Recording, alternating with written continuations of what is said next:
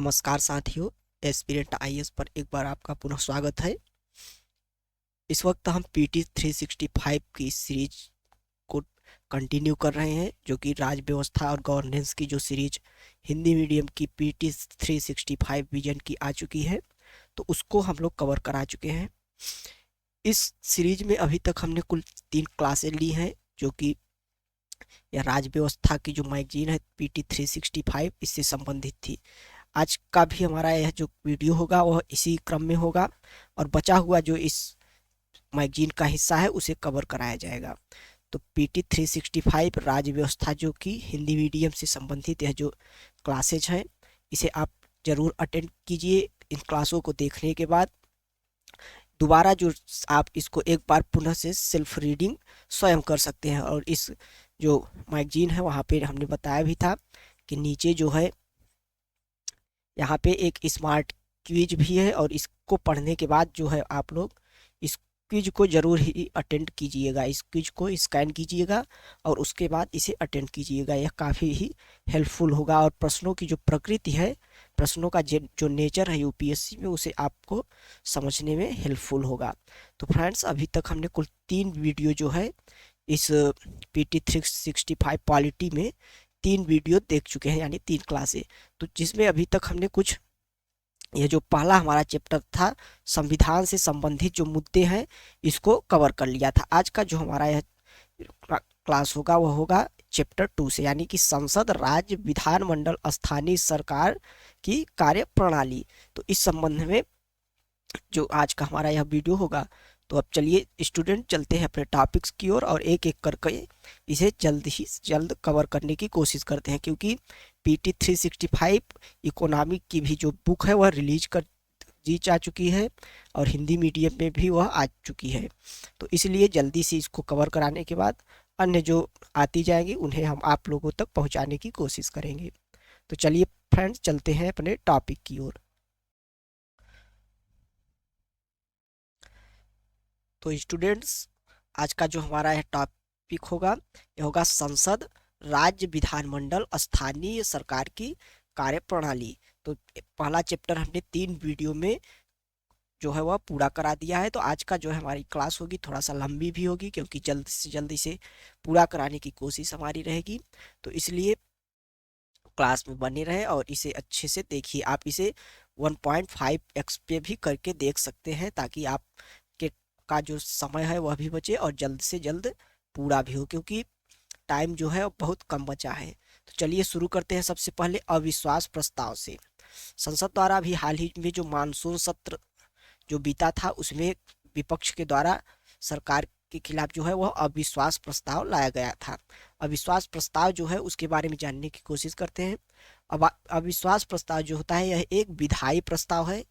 क्या है यह? विधायी प्रस्ताव है। यह लोकसभा का जो नियमावली होती है उसमें इसका वर्णन किया गया है।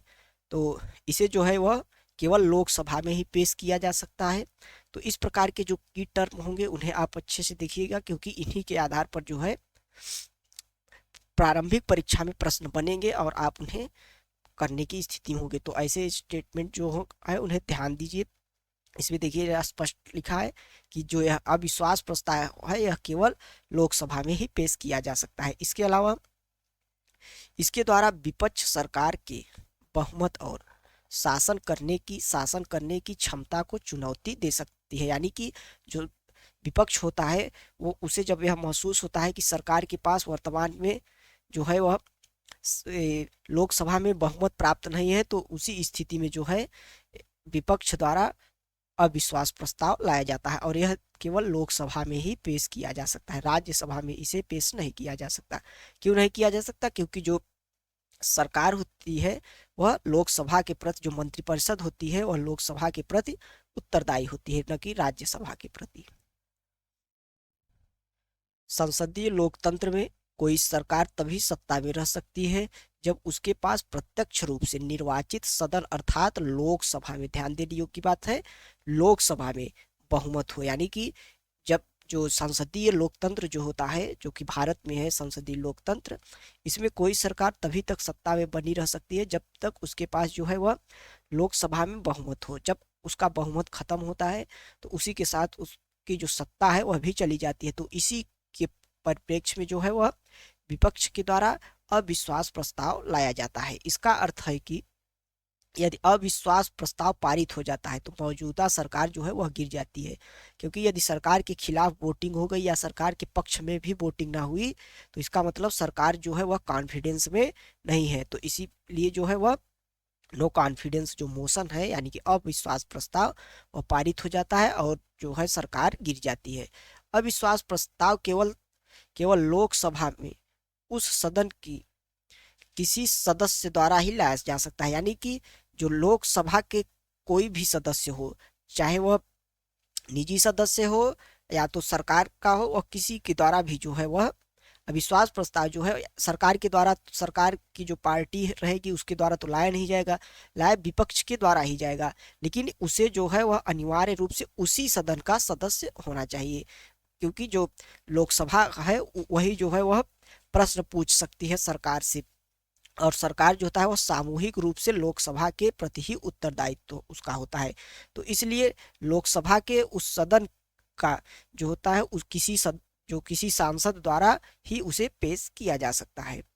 इसके अतिरिक्त अगला बिंदु है संवैधानिक अनुच्छेद लोकसभा के कार्य एवं संचालन के नियम, यानी कि जो अविश्वास प्रस्ताव है उससे संबंधित क्या कुछ संवैधानिक प्रावधान है, क्या कुछ लोकसभा के कार्य संचालन की जो नियमावली है उसमें जो है वह अविश्वास प्रस्ताव से संबंधित क्या कुछ नियम है।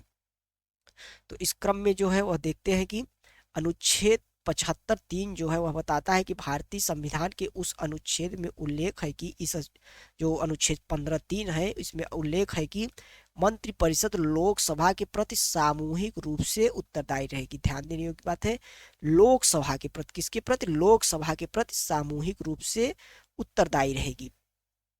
इसी प्रकार राज्य स्तर में भी 164(2) के तहत यह प्रावधान किया जाता है कि मंत्रिपरिषद सामूहिक रूप से राज्य विधानसभा के प्रति जो है वह सामूहिक रूप से उसका जो उत्तरदायित्व होगा मंत्रिपरिषद का वह होगा। तो इसलिए इन्हीं सदनों के द्वारा ही जो है वह नो कॉन्फिडेंस मोशन लाया जा सकता है। लोकसभा के प्रक्रिया एवं कार्य संचालन नियमों की जो नियमावली है उसके का जो नियम संख्या जो 198 है उसमें कहा गया है कि मंत्रिपरिषद में अविश्वास प्रस्ताव के संबंध में प्रावधान किए गए हैं, यानी कि मंत्रिपरिषद को जो है हटाने के लिए अविश्वास प्रस्ताव के संबंध में प्रावधान किए गए हैं। तो इस तरह से आपका प्रश्न क्या बन सकता है, पहला प्रश्न तो यही बन सकता है कि लोक मंत्रिपरिषद होता है वह राज्यसभा के प्रति उत्तरदायी होता है या लोकसभा के प्रति, तो यह आपने जाना। और विधान सभा होती है, राज्य की मंत्रिपरिषद होती है, उसके बारे में भी देखा। और यह भी पूछ सकता है कि क्या जो अविश्वास प्रस्ताव है उसका जिक्र लोकसभा की नियमावली में है या तो स्टेट पीसीएस इत्यादि परीक्षाओं में डायरेक्ट नियम संख्या भी पूछ सकता है कि किस नियम में जो है वह अविश्वास प्रस्ताव से संबंधित चर्चा की गई है। इसके अलावा जो इसका आधार होगा, यानी कि अविश्वास प्रस्ताव का जो आधार होगा वह कोई भी आधार जो है अविश्वास प्रस्ताव का निर्धारित नहीं किया गया, यानी कि किसी भी आधार को उन्हें बताने की आवश्यकता नहीं कि हम किस आधार पर जो है अविश्वास प्रस्ताव ला रहे हैं। तो इस प्रकार से कोई आधार निर्धारित करने की आवश्यकता इसमें नहीं होती है। इसके अलावा भाषण, जब तक सदन द्वारा प्रस्ताव पेश करने की अनुमति नहीं दी जाती तब तक प्रस्ताव के समर्थन में कोई भी भाषण नहीं दिया जा सकता, यानी कि जब लोकसभा अध्यक्ष ही इस पर जो है वह निर्णय ले सकता है। और उसकी अब अभी आगे हम देखेंगे कि किस प्रकार से इस प्रस्ताव को पेश किया जाता है, उसमें कितने सदस्यों की जो है वह अनुमति की आवश्यकता होती है। तो इस आधार पर हम देख सकते हैं कि जब तक प्रस्ताव जो है वह सदन द्वारा अनुमति उसे न दे दी जाए कि हाँ यह प्रस्ताव जो है वह पेश करने योग्य है, तब तक उस पर किसी भी प्रकार की चर्चा नहीं की जा सकती। इसके अलावा जो है यह देख सकते हैं कि यदि एक सत्र में एक बार अविश्वास प्रस्ताव पर चर्चा की गई और उसे अस्वीकार कर दिया गया तो उसी सत्र में जो है वह दूसरा अविश्वास प्रस्ताव जो है वह नहीं लाया जा सकता है। इसका तात्पर्य है कि यदि मान लीजिए मानसून सत्र चल रहा है और उसी मानसून सत्र में एक अविश्वास प्रस्ताव लाया, उस पर चर्चा हुई और उसे जो है वह अस्वीकार कर दिया गया, पुनः उसी सत्र में यानी कि उसी वर्ष के उसी मानसून सत्र में पुनः से जो है वह अविश्वास प्रस्ताव जो विपक्ष के द्वारा है वह नहीं लाया जा सकता, क्योंकि एक बार अविश्वास प्रस्ताव आ चुका है। तो यह भी एक महत्वपूर्ण स्टेटमेंट था। इसके अलावा देखते हैं अविश्वास प्रस्ताव की जो प्रक्रिया है, यह किन किन प्रक्रियाओं से गुजरता है। तो सर्वप्रथम देखते हैं कि जब सदन में विपक्ष दल को यह लगता है कि सरकार के पास बहुमत नहीं है, तो वह जो है वह अविश्वास प्रस्ताव लाता है। इसके अलावा जो है जब अविश्वास प्रस्ताव जो है वह रखता है सदन के सामने और लोकसभा अध्यक्ष परीक्षण करता है कि जो अविश्वास प्रस्ताव विपक्ष के द्वारा लाया गया है वह चर्चा करने योग्य है कि नहीं है।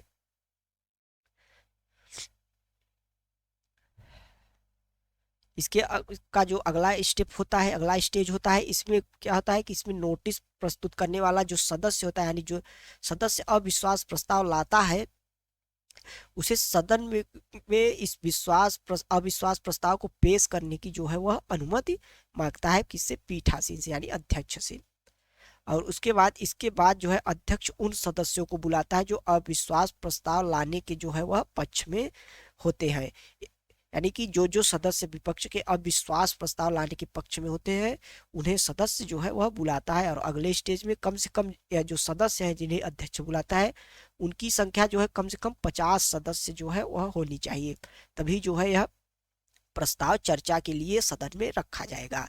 और अध्यक्ष की अनुमति मिलने की तारीख से 10 दिन के भीतर जो है इस पर चर्चा की जाती है, यानी कि जब यह अध्यक्ष द्वारा निश्चित कर लिया गया कि हाँ यह प्रस्ताव जो है वह सदन में पेश करने योग्य है, तो उसके 10 दिन के भीतर ही जो है वह सदन में इस प्रस्ताव से संबंधित चर्चा की जाएगी। तो इस प्रकार हमने देखा कि किस प्रकार से अविश्वास प्रस्ताव की के संवैधानिक प्रावधान क्या है, क्या कुछ उसका वैधानिक प्रावधान है, जो संसद की नियमावली है उस कार्य संचालन की, उसमें कहाँ पे उसका जिक्र है 158 में, उसके नियम संख्या 158 में, सॉरी 198 में।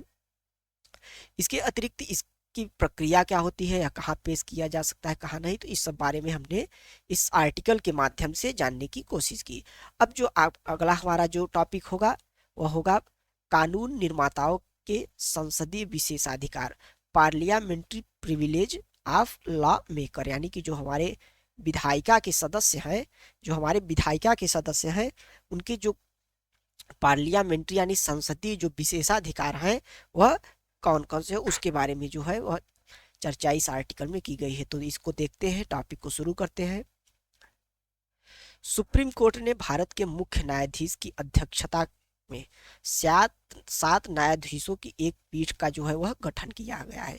यह पीठ जो है वह पीवी नरसिम्हा राव वाद जो कि 1998 में हुआ था, 5 न्यायाधीशों की संविधान पीठ द्वारा किए गए जो निर्णय था उस पर विचार करेगी। यह जो पीवी नरसिम्हा राव केस था यह 1998 का, इसमें आरोप लगाया था कि अविश्वास प्रस्ताव के विरुद्ध जो है मत देने के लिए इन्होंने कुछ सांसदों को रिश्वत दी थी। तो इस संबंध में जो है सुप्रीम कोर्ट का निर्णय आया था 1998 में, जिसे 5 न्यायाधीशों की एक संविधान पीठ ने दिया था। तो उसी निर्णय पर पुनर्विचार के लिए जो है वह न्यायपालिका जो है वह 7 न्यायाधीशों की पीठ गठित कर रही है। तो आप कमेंट में यह बताइएगा कि ऐसा कौन सा आर्टिकल है जिसमें यह बताया गया है कि जो सर्वोच्च न्यायालय है वो अपने निर्णय पर पुनर्विचार कर सकती है। इसके लिए एक स्पेसिफिक आर्टिकल बनाया गया है, तो आप उसे जरूर बताइएगा। यदि आप उसे नहीं जानते तो आप उसको पढ़िएगा, क्योंकि यह भी प्रीलिम्स की दृष्टि से अत्यधिक महत्वपूर्ण है। अगला बिंदु है कि PV Narasimha Rao 1998 supreme court द्वारा दिया गया निर्णय झारखंड मुक्ति मोर्चा रिश्वत मामले 1993 से जुड़ा हुआ था। ध्यातव्य है कि 1993 में नरसिम्हा राव सरकार ने अविश्वास प्रस्ताव से बचने के लिए कथित तौर पर सभी दलों के कई सांसदों को रिश्वत दी थी, जैसा कि भी हमने बताया। इसके अलावा जो अगला बिंदु है, निर्णय के अनुसार संविधान के अनुच्छेद 105(2) और 194(2) के तहत सांसद और विधायक को प्राप्त कानूनी उन्मुक्ति सांसद व विधानमंडल के किसी भी भाषण या मत के लिए रिश्वत के आरोप के आपराधिक मुकदमे से भी संरक्षण प्रदान करती है। यानी कि यह क्या करा है कि निर्णय जो दिया गया इस पीवी नरसिम्हा राव में, उसमें सुप्रीम कोर्ट ने कहा कि जो संविधान का अनुच्छेद 105 दो है, और 194 दो 105 दो जो है वह संसद से संबंधित है, लोकसभा से, और 194 जो है वह राज्यों की विधानसभा से संबंधित है। तो 105 सांसदों को जो है वह प्रिविलेज देता है, और यह जो है वह सांसदों को विधान जो संसद में या विधानमंडल में किसी भी भाषण या मत के लिए रिश्वत के आरोप में आपराधिक मुकदमे से भी जो है वह संरक्षण दे करती है। यह कितना ज्यादा जो है विवादास्पद निर्णय था, इसके जो यह जो निर्णय है इसको पढ़कर भी आप अंदाजा लगा सकते हैं कि संसद में रिश्वत के आरोप में भी जो है यह आपराधिक मुकदमे से भी संरक्षण प्रदान करता है। तो इसी पर जो है इसकी पुनर्विचार के लिए 7 न्यायाधीशों की एक टीम गठित की गई है। अगला जो है इसका संसदीय विशेषाधिकार क्या होता है, पार्लियामेंट्री प्रिविलेज, जो कि 105 और 194 में जिसका वर्णन है उसको देखते हैं। जो तो संसदीय विशेषाधिकार जो है विधायिका के सदस्यों को प्राप्त कानूनी जो है वह प्रतिरक्षा है। जो विधायिका के सदस्य होते हैं, लॉ मेकर होते हैं हमारे, उनको जो है यह एक कानूनी प्रतिरक्षा के रूप में, कानूनी जो है एक इम्यूनिटी के रूप में उन्हें दी जाती है। इसके तहत कानून निर्माताओं को उनके विधायी कर्तव्यों के दौरान किए गए कुछ कृत्यों या दिए गए बयानों के लिए सिविल या दंडिक दायित्वों से सुरक्षा प्रदान करती है। ध्यान योग्य बात है कि यहाँ पे कहा गया सिविल या दंडिक दायित्व, यानी कि या उसमें जो सिविल मामले भी आ सकते हैं और जो क्रिमिनल जो मामले होती हैं वह भी आ सकते हैं, जो कि उनके कार्यकाल के दौरान विधायी कर्तव्य के दौरान, किसके दौरान, उनके विधायी कर्तव्य के दौरान दिए गए कुछ वक्तव्य या किए गए उनके कुछ कृत्य, उनसे जो है वह संसदीय विशेषाधिकार जो है उनको सुरक्षा प्रदान करती है। यदि कोई व्यक्ति या प्राधिकारी किसी सदस्य या सदन के संसदीय विशेषाधिकार की उपेक्षा करता है या उसे कमजोर करता है तो उसे विशेषाधिकार का उल्लंघन माना जाएगा। उसे क्या माना जाएगा, विशेषाधिकार का उल्लंघन जो है वह माना जाएगा। यह किस पर लागू होगा, किसी अन्य व्यक्ति, आम व्यक्ति या कोई जो अथॉरिटी हो गया, कोई इंस्टीट्यूशन हो गया, यदि वह किसी सदस्य या सदन की जो है वह उनके संसदीय विशेषाधिकार की जो है वह उपेक्षा करता है, या जैसे कोई अगर पुलिस ऑफिसर हुआ, यदि उन्हें सिविल मामलों से उन्हें किसी मामले में संसद के जो सदस्य हैं यदि उन्हें प्रतिरक्षा प्राप्त है और फिर भी उनके खिलाफ एक्शन लेता है तो यह एक प्रकार का संसदीय विशेषाधिकार का जो है वह उल्लंघन हुआ, और उसे कंटेम्प्ट ऑफ जो कंटेम्प्ट ऑफ उसे क्या बोल सकते हैं हम, लेजिस्लेचर, उसका जो है वह दोषी माना जाएगा। तो उसके संबंध में उसे दंड भी दिया जा सकता है। अगला बिंदु जो है वह है, यह ध्यान दिया जाना चाहिए कि संसद ने अभी तक सभी विशेषाधिकारों को विस्तृत रूप से संहिताबद्ध करने के लिए कोई विशेष कानून नहीं बनाया गया है। यही जो है सर्वाधिक विवादास्पद का विषय हमेशा बना रहता है, क्योंकि अभी तक जो संसद है उसने कोई भी ऐसा कानून या कोई भी ऐसा कोड नहीं बनाया जो कि यह निर्धारित करे स्पष्ट रूप से कि कौन कौन से ऐसे जो कृत्य हो सकते हैं वह संसदीय विशेषाधिकार के अंतर्गत आ सकते हैं और प्रतिरक्षा प्रदान कर सकते हैं। तो यह काफी विवाद का विषय रहता है। केवल संसद को ही यह सुनिश्चित करने का अधिकार है कि सदन के विशेषाधिकार का उल्लंघन या सदन की अवमानना हुई है अथवा नहीं। किसी भी न्यायालय को यह शक्ति जो है वह नहीं सौंपी गई है। तो यह भी एक महत्वपूर्ण मामला है कि संसद ही सिर्फ यह डिसाइड कर सकता है, यानी कि अध्यक्ष ही यह सिर्फ डिसाइड कर सकता है कि संसदीय जो विशेषाधिकार है उसका उल्लंघन हुआ है क्या, कंटेम्प्ट ऑफ जो लेजिस्लेचर है वह हुआ है, सदन की अवमानना हुई है। तो इस संबंध में जो है वह अंतिम निर्णय जो है वह सदन का होगा। तो सदन का कोई भी सदस्य सभापति या अध्यक्ष की सहमति से विशेषाधिकार हनन से जुड़ा प्रश्न जो है वह उठा सकता है, यानी कि वह विशेषाधिकार का यदि प्रश्न सदन में उठाना चाहता है तो उससे सर्वप्रथम जो है वह अध्यक्ष या सभापति की अनुमति लेनी पड़ेगी। यहाँ पे देख सकते हैं कि बनाए रखने के पीछे जो यह संसदीय विशेषाधिकार है, कुछ लोग पूछेंगे कि इस प्रकार के प्रिविलेजेस उन्हें क्यों दिए गए हैं, तो उसके संबंध में कुछ तर्क यहाँ पे दिए गए हैं जो कि काफी रिजनेबल लगते हैं। उन्हें देखते हैं हम। पहला तर्क दिया जाता है कि संसदीय विशेषाधिकार किसी सांसद या विधायक को क्यों मिलता है।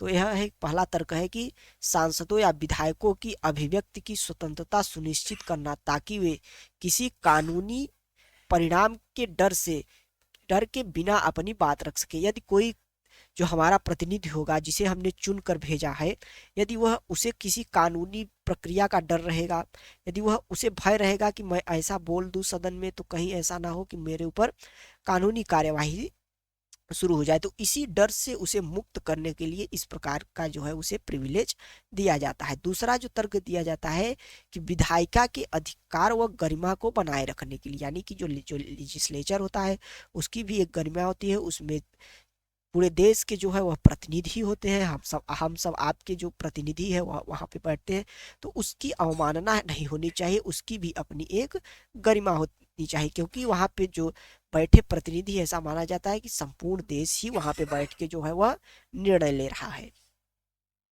अगला जो तर्क है, बिना किसी हस्तक्षेप के दोनों सदनों के स्वतंत्र और प्रभावी कामकाज के लिए, यानी कि जैसे कि कोई भी कानूनी या किसी प्राधिकारी द्वारा उसमें अनुचित प्रकार से हस्तक्षेप न किया जाए, इससे बचने के लिए, ताकि उस दोनों सदनों की जो कार्यवाही है वह निर्बाध रूप से निरंतर अपने अपने सत्रों में चलती रहे, तो इसकी स्वतंत्रता के लिए जो है वह यह प्रिविलेज दिए जाते हैं।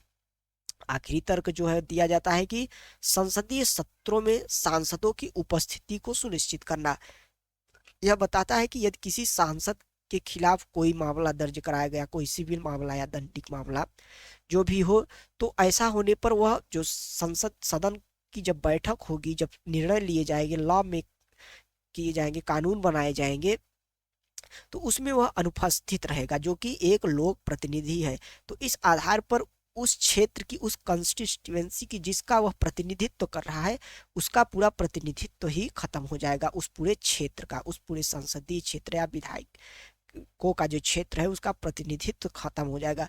तो वह सिर्फ एक व्यक्ति का नहीं, बल्कि उस पूरे क्षेत्र का जो है उसका जो है वह नुकसान होगा, क्योंकि उन क्षेत्र के निवासियों का जो प्रतिनिधित्व ही नहीं रहेगा, तो एक प्रकार से यह फंडामेंटल राइट का उल्लंघन माना जाएगा। तो इस प्रकार सांसदों की जो है वह उपस्थिति अनिवार्य बनाने के लिए जो है वह यह जो प्रिविलेजेस हैं वह दिए जाते हैं। तो इस प्रकार हमने कुछ तर्कों को समझा जो कि काफी रिजनेबल लगते हैं। इसके अलावा जो है वह देखते हैं कि जो विशेषाधिकार है वह उसके स्रोत क्या है, यानी कि किन आधारों पर यह आधारित है। तो सबसे पहले देखते हैं इसका संवैधानिक प्रावधान क्या है। अनुच्छेद 305 जो है वह संसद के दोनों सदनों और उसके सदस्यों तथा समितियों की शक्तियों और विशेषाधिकार से संबंधित है। इसके अलावा अनुच्छेद 194 जो है वह राज्य विधानमंडल के सदस्य, जो सदन है, दोनों सदन, विधान परिषद यदि है तो उसको भी, उनके सदस्यों तथा समितियों की शक्तियों, विशेषाधिकारों और जो उन्मुक्तियां हैं उनसे संबंधित है, उनकी रूपरेखा का प्रावधान जो है वह करता है। अगला जो संवैधानिक प्रावधान है वह है कि अनुच्छेद 105 का जो क्लास 2 है, इसमें प्रावधान किया गया है कि कोई भी सांसद सदन के किसी भी सदन के कोई भी जो सांसद है वह सदन के किसी भी सदन के प्राधिकारी के तहत प्रकाशित किसी भी प्रतिवेदन पत्र, मत पत्र या कार्यवाही के संबंध में उत्तराधिकारी जो है वह नहीं होगा। तो इस संबंध में जो है अनुच्छेद 105(2) है वह बताता है, और 194 जो 2 है वह बताता है कि इसके तहत राज्य विधानमंडल के सदस्य के लिए भी समान प्रावधान होंगे, यानी कि जो कि किसी सांसद द्वारा, कोई भी सांसद जो होगा वह सदन में किसी भी प्रकार का, किसी भी सदन के जो है वह जो प्राधिकारी है उसके तहत यदि कुछ प्रकाशित किया गया है या कुछ पत्र या कोई कार्यवाही की गई है, तो उसके संबंध में जो है वह जो सदस्य होगा, जो सांसद होगा, वह उत्तरदायी नहीं होगा कि उसने सदन के अंदर क्या बोला क्या नहीं, और इसके संबंध में वह किसी के प्रति जो है वह उत्तरदायी नहीं होगा, यह उसे विशेषाधिकार मिला हुआ है। इसके अतिरिक्त संसद में जो सदन में बोलने की स्वतंत्रता अनुच्छेद 105 के अनुसार संसद में या उसकी किसी समिति में संसद के सदस्य द्वारा कही गई किसी बात या दिए गए किसी मत के संबंध में उसके खिलाफ किसी न्यायालय में कोई कार्यवाही नहीं की जाएगी। यानी कि यदि कोई जो सदस्य है वह संसद में कुछ बोलता है या किसी के खिलाफ या किसी के पक्ष में जो मत है वह देता है अपना, तो उसके संबंध में जो है वह किसी प्रकार की कोई कार्यवाही नहीं की जाएगी, ना तो किसी जो है उसकी सुनवाई जो है वह किसी न्यायालय में की जाएगी।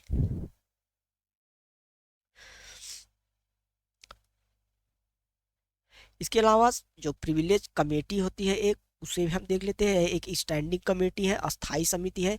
समितियों के बारे में लक्ष्मीकांत में आप इसे अवश्य अच्छे से पढ़िए, क्योंकि यह काफ़ी प्रारंभिक परीक्षा की दृष्टि से बहुत ही महत्वपूर्ण होती है। स्टैंडिंग कमेटी क्या होती है, एडहॉक कमेटी क्या होती है, इन सब बारे में, और जो अस्थाई समितियां होती हैं और इनके जो सदस्य होते हैं इनके बारे में अवश्य ही पढ़िए। यह जो समिति होती है प्रिविलेज समिति, यह एक अस्थाई समिति होती है, यानी कि यह जो है हमेशा अस्तित्व में रहती है। यह समिति जो है संसद के दोनों सदनों में गठित होती है। लोकसभा से संबंधित समिति में जो है वह 15 सदस्य होते हैं, जबकि राज्यसभा से संबंधित जो समिति होती है उसमें 10 सदस्य होते हैं। लोकसभा से इस जो समिति है उसमें सदस्य में लोकसभा अध्यक्ष द्वारा इसके जो सदस्य हैं उनका नामकरण जो है, उन्हें नामित जो है वह लोकसभा अध्यक्ष द्वारा किया जाता है, जबकि राज्यसभा में इनका जो सदस्यों का जो चयन है वह राज्यसभा के सभापति द्वारा इन्हें नामित किया जाता है। इनका जो मुख्य कार्य होता है वह होता है कि सदन के पीठासीन अधिकारी द्वारा इसे भेजे जाने वाले सदन या सदस्यों के विशेषाधिकारों के उल्लंघन से जुड़े प्रश्नों की जांच करना है। यह उन प्रश्नों की जांच करती है जिन्हें इनके पास जो है पीठासीन अधिकारी भेजते हैं। यानी कि यहाँ से एक बिंदु जो है वह निकल के आ रहा है कि यह स्वतः संज्ञान नहीं ले सकती, यह समितियां जो है वह स्वतः संज्ञान नहीं ले सकती और उन्हीं मामलों पर जांच कर सकती हैं जिन मामलों को जो है वह पीठासीन अधिकारियों द्वारा इनके पास भेजा गया है। तो इस प्रकार से हमने जो प्रिविलेज कमेटी थी उसके बारे में भी देखा। आगे कुछ क्या प्रावधान है, कुछ अभी संवैधानिक प्रावधानों को ही हम पढ़ रहे थे। तो इसमें अगला जो हमारा बिंदु है यह स्वतंत्रता संविधान के प्रावधानों तथा संसद के नियमों प्रक्रियाओं के अधीन है। जैसा कि अनुच्छेद जो है संविधान के अनुच्छेद 118 में वर्णित है। हालांकि अनुच्छेद 121 सदस्यों को सुप्रीम कोर्ट और हाई कोर्ट के न्यायाधीशों के आचरण पर चर्चा करने से रोकता है। यानी कि सदन के अंदर जो है कोई सांसद या विधायक जो है यदि कुछ चर्चा करता है, कुछ मत देता है या कुछ प्रस्तुत करता है, तो उसके संबंध में जो है वो किसी न्यायालय में चर्चा नहीं होगी, उसे इससे प्रिविलेज प्राप्त है। परंतु 121 में यह कहा गया है कि उन सदस्यों को सदन के अंदर भी जो है वह सुप्रीम कोर्ट या हाई कोर्ट के जो न्यायाधीश है उन पर आरोप पर और उन पर कटाक्ष इत्यादि तरह की जो बातें हैं वह करने से बचना चाहिए और उन्हें यह रोकता है। यदि ऐसा करते हैं तो इसके संबंध में जो है वह कदम उठाए जा सकते हैं। इसके अलावा अनुच्छेद 122 क्या कहता है, इस अनुच्छेद के अनुसार न्यायपालिका की प्रक्रिया कथित तौर पर अनियमितता के आधार पर संसद के किसी भी कार्यवाही की वैधता की जांच नहीं कर सकता। यानी कि न्यायपालिका प्रक्रिया की कथित अनियमितता के आधार पर जो संसद की किसी भी कार्यवाही की वैधता की जांच नहीं कर सकता है।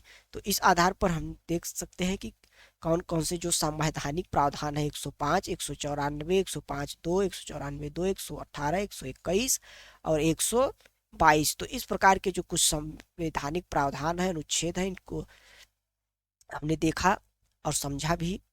अगला जो बिंदु है सदन यानी कि जो संसद द्वारा बनाए गए जो कानून है में क्या कुछ इसकी चर्चा की गई है, पार्लियामेंट्री जो प्रिविलेज है। तो इस पे संसद द्वारा बनाए गए जो कुछ कानून है उनमें कहा गया है गिरफ्तारी पर रोक, पहला बिंदु।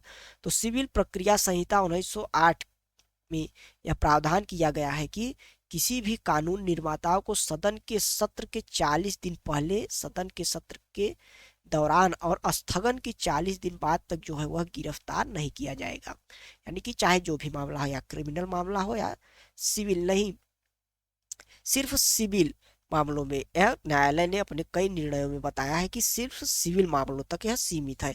यदि उसने कोई क्रिमिनल मामला जैसे कि हत्या, फिरौती, डकैती इत्यादि की है तो उसमें यह उसे जो है वह विशेषाधिकार जो है संरक्षण नहीं प्राप्त होंगे।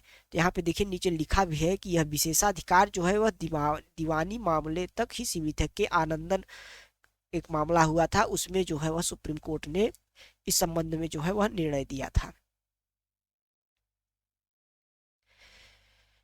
आगे जो है, किसी संसद सदस्य को सत्र के दौरान अन्यथा किसी आपराधिक मामले की कार्यवाही से कोई छूट नहीं प्राप्त है। जैसा कि भी हमने बताया कि यदि जो सदस्य है, सदन का जो सदस्य है के द्वारा कोई आपराधिक कृत्य किए जाते हैं तो उस संबंध में उसको इससे कोई भी जो है वह छूट प्राप्त नहीं है। इसके अलावा दोनों सदनों के जो कुछ नियम है उसमें क्या कहा गया है, तो प्रक्रिया के नियमों और दृष्टांतों पर आधारित विशेषाधिकार। संसद को किसी भी दंड योग्य आरोप या अपराध के लिए किसी किसी सदस्य की गिरफ्तारी, हिरासत, दोष सिद्ध, कारावास और रिहाई के संबंध में तत्काल जानकारी प्राप्त करने का अधिकार है। यदि उसके किसी सदस्य के खिलाफ इस प्रकार की जो है कार्यवाही की जाती है तो सदन को जो है इससे संबंध में सूचना अवश्य दी जानी चाहिए और उसका यह अधिकार है। इसके अलावा अगला बिंदु, अज्ञात व्यक्तियों को बाहर करने का अधिकार। यानी कि यदि कोई व्यक्ति सदन के अंदर बैठा हुआ है या तो उस पास लेकर चाहे ऐसे ही बैठा हो तो सदन के पास यह पूर्ण अधिकार है कि वह उसे वहां से बाहर कर सके।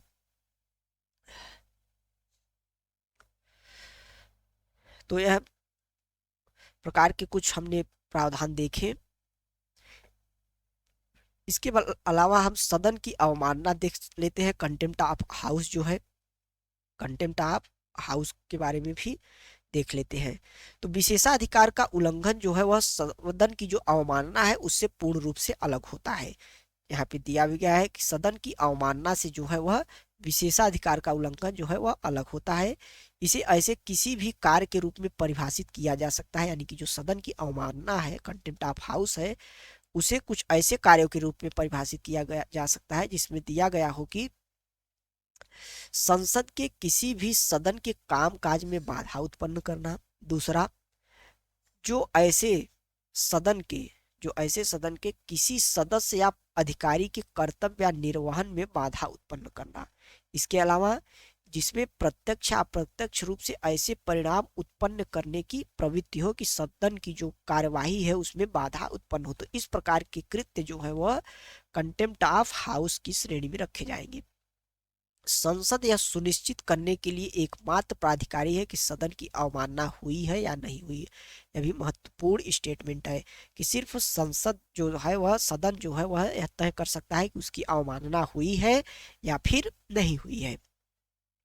यह किसी भी अदालत में सुनिश्चित करने का जो है इसका अधिकार नहीं होगा। इसके अलावा अगला बिंदु जो है, सदन द्वारा किसी दोषी को अवमानना के लिए हिरासत या जेल भेजने की अवधि सदन के सत्र की जो बाकी अवधि है वहां तक ही होगी। यदि किसी सदन की जो है अवमानना हुई है किसी के द्वारा तो उसको जेल या उसको हिरासत में रखने की जो अवधि होगी वह जब तक सत्र चलेगा तब तक की होगी। जब तक सत्र बचा, जैसे कुछ दिन तक यदि सत्र बचा है तो उसी दिन तक उसको जो है वह जेल या हिरासत होगी।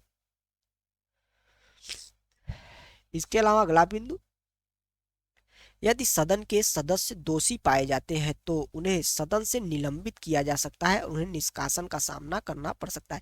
जैसा कि अभी अभी राज्यसभा का जो शीतकालीन सत्र चल रहा था तो उसमें राज्यसभा से कई सांसदों को निलंबित किया गया, जैसे कि राघव चड्ढा आम आदमी पार्टी के सांसद थे तो उन्हें जो है वह राज्यसभा से निलंबित किया गया। इसके अलावा कुछ और सांसद जो है, महुआ मोइत्री जो टीएमसी की सांसद है, उन्हें भी जो है इसी सब कुछ मामले, उन्हें शायद रिश्वत के मामले में इथिक्स कमेटी ने टर्मिनेट किया है।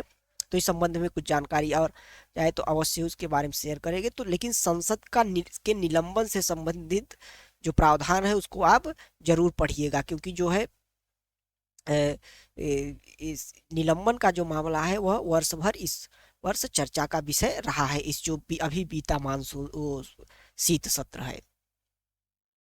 तो स्टूडेंट्स, जो अगला हमारा जो टॉपिक होगा वो होगा विधि निर्माताओं के निष्कासन का जो टॉपिक है उससे संबंधित, यानी कि एक्सपल्सन ऑफ जो लॉ मेकर है उनका अभी जो हमने चर्चा की थी कि जो उनके निष्कासन का, निलंबन का इत्यादि का मामला जो है वह काफी चर्चा का विषय रहा। तो इसके बारे में जानते हैं। हाल ही में लोकसभा के आचार नीति समिति की रिपोर्ट के आधार पर अपने एक सदस्य को अवैध रूप से उपहार एवं परितोषण स्वीकार करने के आरोप में सदन से निष्कासित किया गया है, जो कि अभी हमने बताया कि टीएमसी के एक सांसद है उनके विषय में।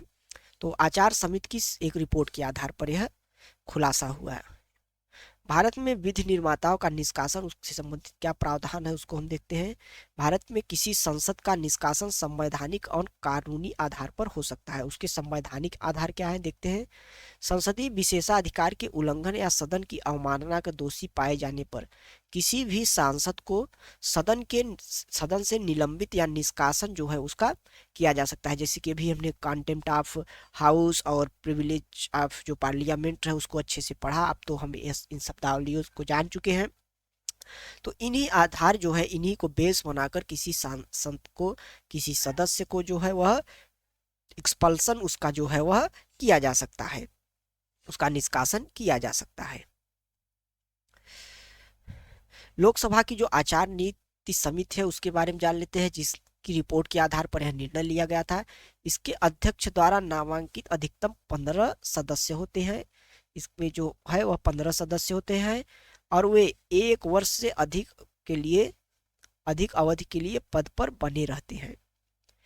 इसका जो कार्य होता है वह अध्यक्ष द्वारा संदर्भित किसी सदस्य के अनैतिक आचरण से संबंधित शिकायत की जांच करना होता है, सिफारिश करना और सदस्य के लिए सदस्यों के लिए जो है वह आचार संहिता का निर्माण बनाना इस समिति का कार्य होता है। यह समिति काफी महत्वपूर्ण है प्रारंभिक परीक्षा की दृष्टि से इस वर्ष। इसके अलावा आचार संहिता में संशोधन का सुझाव भी देना जो है वह इसी समिति का कार्य है, लोकसभा की आचार समिति। इसके अलावा लोकसभा की पहली आचार समिति 2000 में गठित की गई थी और राज्यसभा की 1997 में गठित की गई थी। तो ध्यान देने योग्य बात है कि दोनों समितियां दोनों हाउस की अलग अलग होती हैं। तो इस प्रकार इनके कार्यों को हमने देखा। अगला बिंदु आगे हम देखते हैं। प्रत्येक सदन के निष्कासन के प्रस्ताव को पारित करने के लिए साधारण बहुमत की आवश्यकता होती है, यानी कि प्रत्येक सदन में जो है वह निष्कासन के प्रस्ताव, जैसे किसी सदस्य का यदि निष्कासन होना है तो उसके संबंध में एक प्रस्ताव पारित किया जाएगा और प्रस्ताव के लिए जो है वह एक तिहाई जो है वह साधारण जो बहुमत है उसकी जो है वह आवश्यकता होती है। इसके अलावा अगला बिंदु, निष्कासन के लिए आचार समिति की जो आगे बात जो भागीदारी है हमेशा आवश्यक नहीं होती, यानी कि एक बार उसकी करने के बाद, एक बार रिपोर्ट प्रस्तुत करने के बाद, एक बार उसकी मतलब जानकारी देने के बाद उसकी जो दायित्व होता है इस समिति का वह खत्म हो जाता है। इसके अलावा अगला जो बिंदु है निलंबन के लिए उसका जो कानूनी क्या, अभी तक तो हमने जो है वह संवैधानिक आधार देखा कि किन किन आधारों पर निलंबन हो सकता है, अब उसके कानूनी आधार। संसद की सुचारू कार्यवाही सुनिश्चित करने के लिए जो व्यवस्था है उसको बनाए रखने के लिए सदन का जो पीठासीन अधिकारी होता है या लोकसभा का अध्यक्ष या सभापति किसी भी सदस्य को सदन से बाहर जाने का आदेश जो है दे सकता है, जैसे कि अभी जगदेव धनखड़ जी ने राघव चड्ढा को दिया था। तो यह एक प्रकार का निलंबन ही हुआ, निष्कासन निलंबन से अलग होता है। अत्यधिक कदाचार के मामले में सदन सदस्यता के लिए अयोग्य व्यक्ति से सदन को मुक्त करने हेतु किसी भी सदस्य को निष्कासित कर सकता है, यानी कि अत्यधिक कदाचार के मामले में वह दोषी पाया जाता है, सदस्यता के लिए अयोग्य व्यक्ति से सदन को मुक्त करने के लिए जो है वह पीठासीन के द्वारा कहा जा सकता है। अब जो है हम यह देख लेते हैं कि लोकसभा और राज्यसभा में निलंबन से संबंधित प्रक्रिया और कार्य संचालन के क्या कुछ नियम है।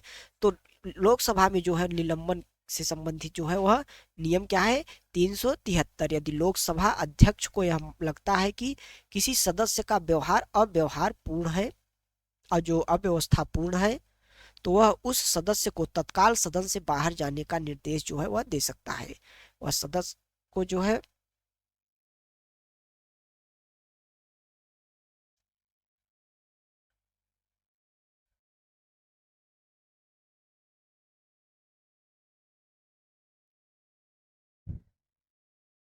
वह सदस्य को जो है वह बाहर जाने का जो है निर्देश दे सकता है।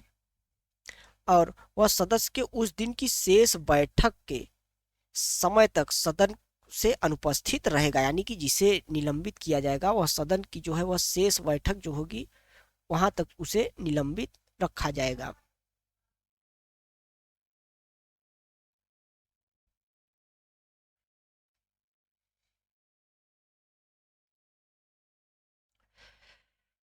इस संबंध में राज्यसभा का जो नियम 255 है वह बताता है कि राज्यसभा के सभापति को जो है, यदि कोई ऐसा उसे लगता है कि किसी सदस्य का जो व्यवहार है वह अव्यवस्थित है, तो उससे वह भी निर्देशित कर सकता है बाहर जाने के लिए। इसके अलावा जो नियम 374 है वह बताता है कि अध्यक्ष जरूरी समझते हुए उस सदस्य का नाम ले सकता है जो अध्यक्ष के प्राधिकार की उपेक्षा कर रहा है या जानबूझकर सदन के कार्य में बाधा उत्पन्न करता है। इस तरह नाम लिए जाने पर अध्यक्ष उस सदस्य को सदन के शेष काल तक सदन के सदस्य को सदन के शेष काल तक सदन से निलंबित करने के लिए एक प्रस्ताव प्रस्तुत करेगा। उसके बाद वह सदस्य तुरंत जो है वह सदन से बाहर चला जाएगा। और नियम जो 256 है राज्यसभा का वह भी बताता है कि यदि सभापति को अपने प्राधिकार की उपेक्षा करने या सभा के नियमों का उल्लंघन करने वाले सदस्य का नाम लेने की अनुमति देता है, इसके बाद जो है वह सदन सदस्य के सत्र की जो शेष अवधि है उससे निलंबित कर दिया जाता है। तो जो उसका निलंबन होता है वह जैसे कि सत्र चल रहा है, जैसे मानसून सत्र या शीत सत्र चल रहा है, तो उसका जो सत्र का हिस्सा भी बचा हुआ है सिर्फ उसी हिस्से से जो है वह सदस्य को निलंबित किया जाता है। इसके अलावा नियम 374 ए जो है वह 2001 में लाया गया, वह बताता है कि यदि कोई सदस्य लोकसभा की कार्रवाई में बाधा डालता है या जानबूझकर सभा के नियमों का उल्लंघन करता है, तो लोकसभा अध्यक्ष द्वारा उसका नाम लिए जाने पर वह लोकसभा की 5 बैठकों या सत्र की शेष अवधि के लिए जो भी कम हो स्वतः निलंबित हो जाता है। यानी कि यदि कोई जानबूझकर इस प्रकार कर रहा है और लोकसभा अध्यक्ष सिर्फ उसका नाम ले ले, यह बताए न कि क्या किया क्या न, सिर्फ नाम ले ले और इसी आधार पर वह शेष जो सत्र का शेष जो बचा हुआ हिस्सा होगा या 5 बैठक जो होगी उससे वह निलंबित मान लिया जाता है। और 200 लोकसभा के नियम के 274 के तहत जो उसके विपरीत है, राज्यसभा अपने सदस्य को बिना प्रस्ताव पारित किए निलंबित नहीं कर सकती। यानी कि जैसा कि इसमें 74 में बताया गया 374 में कि लोकसभा अध्यक्ष सिर्फ नाम ले ले तो वह निलंबित हो जाएगा शेष अवधि के लिए, जबकि राज्यसभा में ऐसा प्रावधान नहीं है, उसे उसके लिए प्रस्ताव पारित करना पड़ेगा।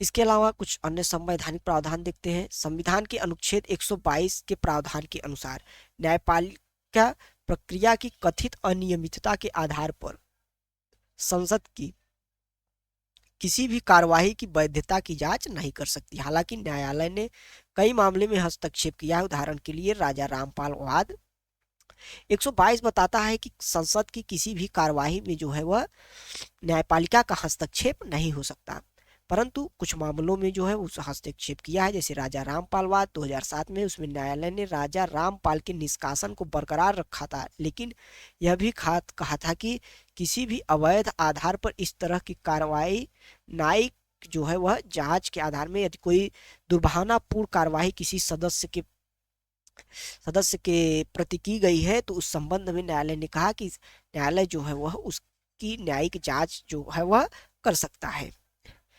अगला बिंदु यह ध्यान रखने योग्य तथ्य है कि निष्कासन और अयोग्यता एक समान नहीं है। अयोग्यता जो है वह अलग होती है, निष्कासन या निलंबन जो है वह अलग होता है। तो भारतीय संविधान निष्कासन और अयोग्यता दोनों का प्रावधान करती है। बहुत ही महत्वपूर्ण स्टेटमेंट है कि भारतीय संविधान जो है वह निर्योग्यता और निष्कासन दोनों का जो है वह प्रावधान करती है। इसके अलावा अयोग्यता के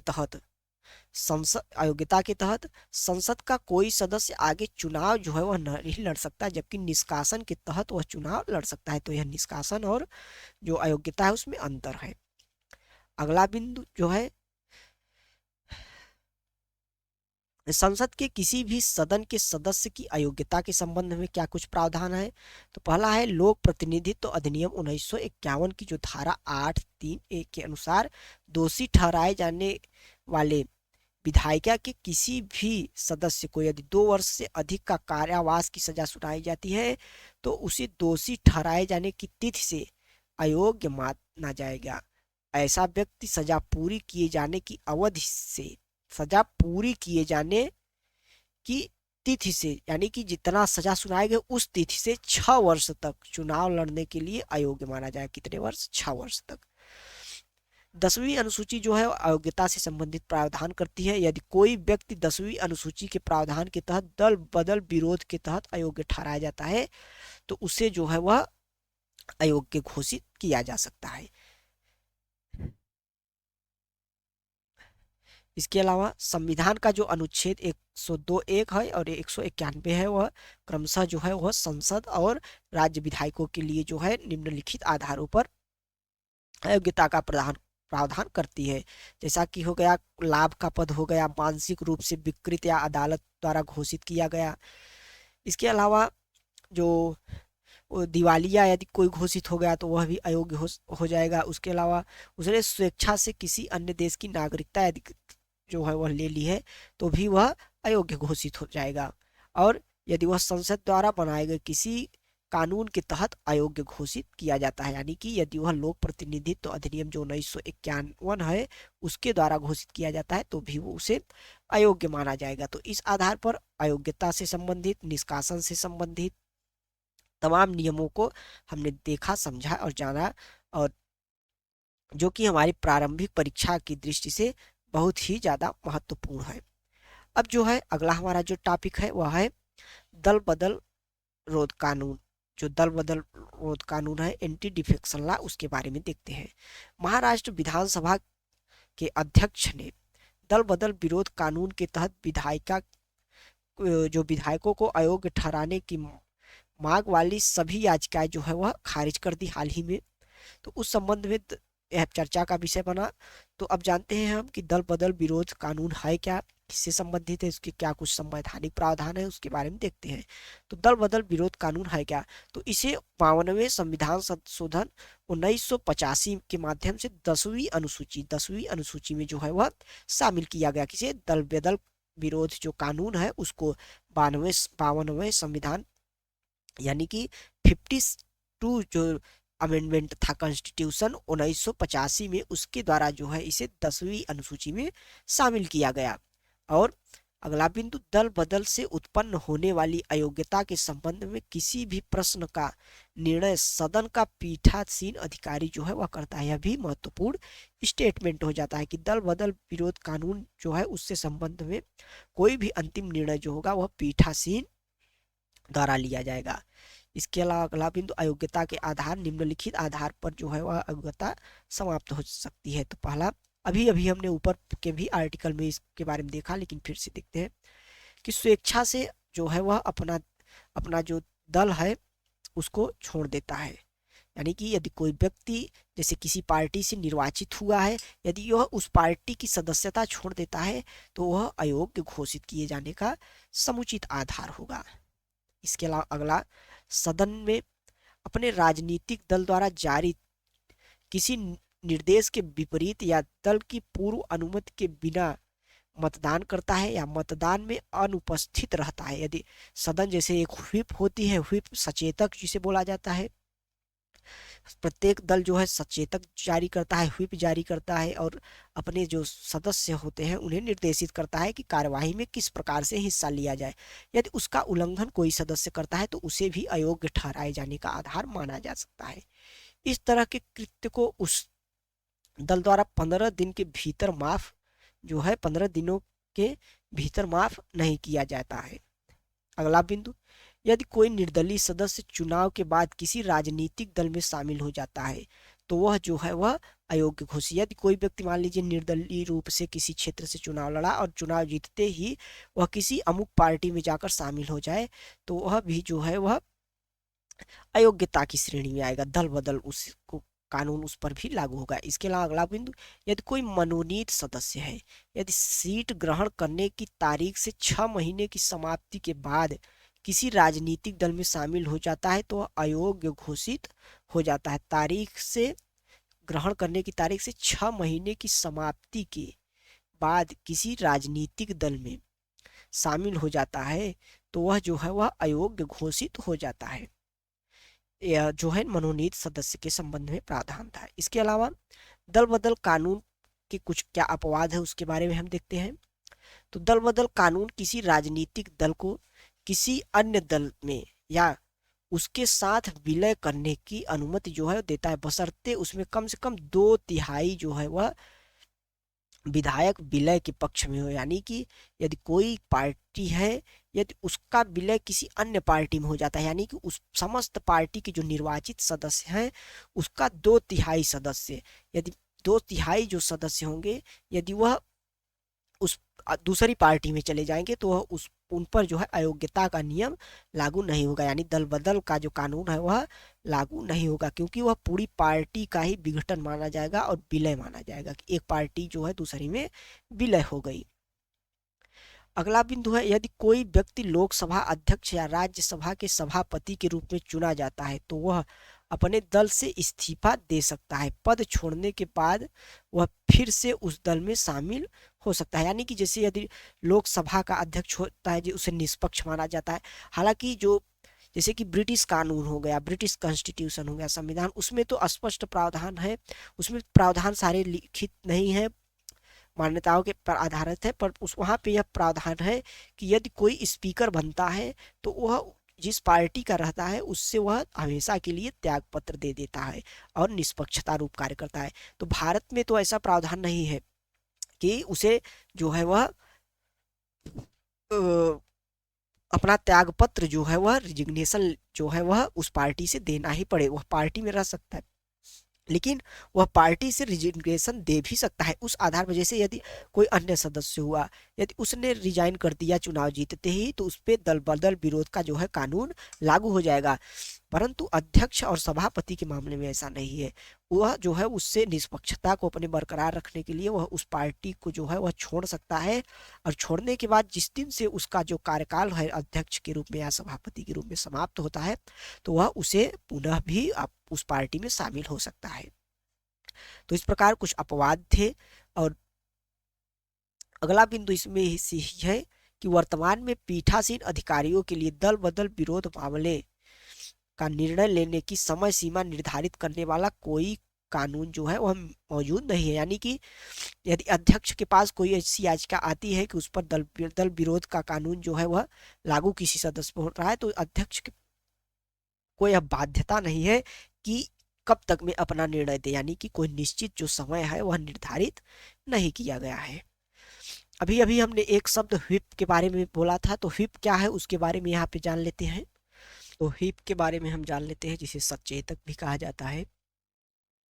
दल बदल विरोध कानून, दल विरोध जो दल बदल विरोध कानून का जो नियम 2 है उसके तहत दल के सदस्य को दल के व्हिप और नीतियों का पालन करने के दायरे में रखता है। यानी कि जो व्हिप होता है वह सदस्यों को उसके नियम दल के नियम नीतियों इत्यादि को पालन करने के लिए बनाया जाता है। संसद की भाषा व्हिप का तात्पर्य जो है वह दल के सदस्य को एक जो है वह निश्चित निर्देश का पालन करने के लिए जारी जो है वह लिखित आदेश होता है। इसके अलावा इसके जो इस तरह के जो निर्देश है जारी करने के लिए दल के अधिकृत सदस्य को भी व्हिप या सचेतक कहा जाता है। यानी कि जो एक सचेतक नियुक्त किया जाता है, उस दल में से ही कोई उनका एक सदस्य होता है जिन्हें इसका दायित्व सौंपा जाता है, तो उसे जो है वह सचेतक या व्हिप कहा जाता है। भारत में व्हिप की अवधारणा ब्रिटिश संसदीय जो प्रणाली है उससे जो है वह विरासत में मिली है। तो व्हिप की जो अवधारणा है, कॉन्सेप्ट है व्हिप का, वह ब्रिटिश संसद से प्रेरित है। ब्रिटेन में विधि निर्माताओं को व्हिप के माध्यम से दल आदेशों का पालन करना होता है। तो इस संबंध में इस दल बदल विरोध कानून को हमने देखा और इसके कुछ संवैधानिक और वैधानिक प्रावधानों को समझा। एक प्रावधान इसमें बचता है दल बदल विरोध से संबंधित कुछ क्या न्यायिक निर्णय है। तो इसमें सबसे महत्वपूर्ण जो निर्णय है वह है कियोतो होलोहान बनाम जो है वह जा चिलू। कियोतो होलोहान बनाम जाल चिल्हू और अन्य वाद 1992 का यह मामला है। इस वाद में जो है वह सुप्रीम कोर्ट ने कहा कि स्पीकर का निर्णय न्यायिक समीक्षा के अधीन है। यानी कि यह दल बदल विरोध का कानून किसी सदस्य पर लगता है, यदि उस स्पीकर का निर्णय जो है वह मेलाफाइड पाया जाता है, दुर्भावनापूर्ण ग्रस्त होता है, तो उस संबंध में जो है वह न्यायपालिका जो है वह उसमें हस्तक्षेप कर सकती है। इसके अलावा कीसम मेघ चंद्र सिंह बनाम माननीय अध्यक्ष मणिपुर विधानसभा एवं अन्य वाद जो 2020 का मामला है, इसमें जो है इस वाद में सुप्रीम कोर्ट ने कहा कि 10वीं अनुसूची के तहत अयोग्यता संबंधी याचिकाओं पर अध्यक्ष 3 महीने के भीतर निर्णय जो है वह लेना चाहिए। जैसा कि भी हमने पढ़ा कि कोई ऐसी तिथि निर्धारित नहीं है कि पीठासीन अधिकारी जो है इसके संबंध में एक निर्णय ले। तो इस मामले में जो कीसम मेघ चंद्र सिंह बनाम जो मणिपुर विधानसभा अध्यक्ष का मामला था 2020 में, उसमें सुप्रीम कोर्ट ने कहा कि 3 महीने के अंदर पीठासीन अधिकारी को जो है वह निर्णय लेना होगा। तो इस प्रकार यह टॉपिक हमारा खत्म हुआ। अब जो हमारा अगला टॉपिक है वह है राष्ट्रपति और राज्यपाल की अध्यादेश जारी करने की शक्ति। राष्ट्रपति और राज्यपाल की अध्यादेश जारी करने की शक्ति, तो इसके बारे में देखते हैं। हालिया विश्लेषण से पता चला है कि 2019 के बाद से राष्ट्रपति द्वारा जारी किए गए जाने वाले अध्यादेशों की संख्या में जो है वह गिरावट आई। 2022 में कोई अध्यादेश जो है जारी नहीं किया गया। पिछले 59 सालों में यह पहली बार हुआ है। यानी कि कोई ऐसा वर्ष जो 2022 बीता पिछले 59 वर्षों में कि इसमें कोई भी जो है वह ऑर्डिनेंस जो है वह जारी नहीं किया गया। तो ऑर्डिनेंस क्या होता है, उसकी शक्तियां किसको जारी करने की, इसके बारे में कुछ संवैधानिक प्रावधान देखते हैं। तो राष्ट्रपति और राज्यपाल की अध्यादेश जारी करने की जो शक्ति है उसको देखते हैं। तो पहला बिंदु है जब केंद्र या राज्य सरकारें विधायिका की स्वीकृति के बिना कोई कानून बनाती है तो उसे क्या कहा जाता है, अध्यादेश। विधायिका की स्वीकृति के बिना संसद या राज्य विधानमंडल के दोनों सदनों में से किसी एक के सत्र, जहां केवल विधानसभा है वहां केवल विधानसभा का सत्र में नहीं होने पर अध्यादेश जारी किया जा सकता है। यदि दोनों सदन में से कोई भी एक जो सदन है वह यदि उसका सत्र नहीं चल रहा है तो अध्यादेश जारी करने का पर्याप्त कारण हो सकता है। दूसरे शब्दों में इसे समझा जा सकता है कि अध्यक्ष एक अस्थायी प्रावधान करता है। अध्यादेश जो होता है वह एक अस्थायी प्रावधान जो है वह करता है। यह तब तक जारी किया जा सकता है जब संसद सत्र में संसद जो है वह सत्र में नहीं होती। यानी कि यह तभी जारी किया, ऑर्डिनेंस जो है तभी जारी किया जा सकता है जब संसद जो है उस समय सत्र में ना हो। अध्यादेश जारी करने का प्रावधान जो है भारतीय जो परिषद अधिनियम 1861 था और इसके अलावा भारत शासन अधिनियम 1909 और भारत शासन अधिनियम 1935 में भी था। यानी कि जो भारतीय इतिहास में जो ब्रिटिश कालीन कानून बनाए जाते थे तो भारतीय परिषद अधिनियम 1961 से ही जो है वह ऑर्डिनेंस जो है वह भारतीय संविधान का हिस्सा रहा। इसके अलावा संविधान के अनुच्छेद 123 और अनुच्छेद 213 है उसमें अध्यादेश के संबंध में उपबंध किए गए हैं। यानी कि आर्टिकल 1 to 3 जो है 123 और आर्टिकल 213 में जो है वह अध्यादेश जारी करने के संबंध में उपबंध है। अनुच्छेद 123 जो है वह राष्ट्रपति को संसद के विश्रांति काल यानी कि जब दोनों सदनों में जो है वह सत्र न चल रहे हो के दौरान अध्यादेश जारी करने का जो है वह अधिकार 123 देता है, किसको? राष्ट्रपति को। और 213 जो है वह सेम प्रावधान जो है वह राज्यपाल के लिए लागू करता है। अध्यादेश की शक्ति और प्रभाव जो है विधायिका द्वारा पारित जो कानून होता है उसके समान ही होती है। हालांकि एक कानून अस्थायी प्रकृति के होते हैं, जैसा कि हमने देखा कि अस्थायी कानून का प्रावधान करता है, तो इसका जो प्रावधान है वह हमेशा के लिए नहीं होते। जैसे कि यदि कोई विधायिका के द्वारा कोई कानून बना दिया गया तो वह अनिश्चित काल तक मान्य रहता है, जब तक उसे पुनः एक दूसरे कानून द्वारा प्रतिस्थापित न कर दिया जाए।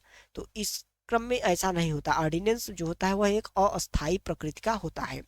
अध्यादेश सदन के अगले सत्र के शुरू होने की तिथि से 6 सप्ताह तक ही वैध रहता सकता है। जैसे कि यदि कोई सत्र शुरू हुआ उसके पहले ही कोई अध्यादेश जारी किया गया है और वह सत्र शुरू हुआ और 6 सप्ताह तक उस सत्र में जो है वह सदन जो है उस पर चर्चा ना करके वोटिंग ना हुई, तो वह जो अध्यादेश जो है वह कानून नहीं बना, तो अध्यादेश जो है वह 6 सप्ताह बाद समाप्त हो जाएगा अपने आप। यदि दोनों सदन अलग अलग तिथियों पर अपने सत्र शुरू करते हैं तो उन तिथियों में बाद की तिथि जो है वह प्रभावी माना जाए, यानी कि 6 सप्ताह की गणना कब से हो तो उससे संबंध में यह बिंदु था। यदि राष्ट्रपति राज्यपाल उसे वापस ले लेता है या दोनों सदन इसे जो है वह अस्वीकार करते हुए रेजोल्यूशन यानी संकल्प एक पारित कर देते हैं तो अध्यादेश पहले भी समाप्त हो सकता है। इसके अलावा अगला बिंदु जो है यह बहुत ही महत्वपूर्ण बिंदु जो है हमारी प्रारंभिक परीक्षा की दृष्टि से है।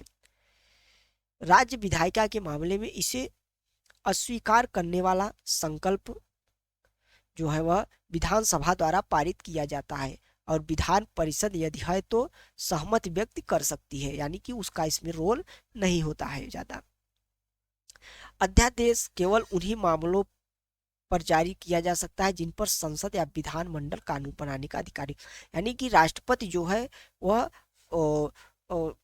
सिर्फ केंद्र सूची के जो विषय है और उसके अलावा जो समवर्ती सूची के विषय है उन पर ही जो है वह अध्यादेश जारी कर सकता है। और इसी प्रकार राज्य में राज्यपाल जो है वह 213 का उपयोग करते हुए अध्यादेश सिर्फ राज्य सूची के विषय और उन्हीं विषयों पर यानी कि समवर्ती सूची के विषयों पर भी जारी कर सकता है अध्यादेश, बशर्ते समवर्ती सूची पर जो अध्यादेश जारी हो वह केंद्र के किसी भी कानून का उल्लंघन या उसको छायांकित ना करते हो। इसके साथ ही जो है इन अध्यादेशों की भी वही संवैधानिक सीमाएं हैं जो संसद विधानमंडल द्वारा बनाए गए जो कानून है। अगला जो महत्वपूर्ण बिंदु है, हालांकि किसी राज्य का राज्यपाल निम्नलिखित मामलों में राष्ट्रपति के निर्देश के बिना अध्यादेश जो है जारी नहीं कर सकता है। यदि समान उपबंधों वाले विधेयक को राज्य विधानमंडल में प्रस्तुत करने के लिए राष्ट्रपति की पूर्व स्वीकृति आवश्यक होती है, यानी कि समान उपबंधों वाले जो विधेयक होते हैं, यानी कि जैसे कोई विधेयक केंद्र और राज्य में दोनों में समान उपबंध हो रहे हों तो इस संबंध में जो है वह राष्ट्रपति की पूर्व अनुमति जो है वह आवश्यक होती है। इसके अलावा अगला बिंदु है, यदि राज्यपाल समान उपबंधों वाले विधेयकों को राष्ट्रपति के विचार के लिए आरक्षित रखना आवश्यक समझे तो भी जो है वह राष्ट्रपति की जो अनुमति है वह आवश्यक होती है। इसके अलावा यदि समान उपबंध वाला राज्य विधानमंडल का कोई अधिनियम राष्ट्रपति की सहमति प्राप्त किए बिना अमान्य हो गया है तो इस संबंध में जो है वह राष्ट्रपति के निर्देश के बिना अध्यादेश जो है वह जारी नहीं हो सकते।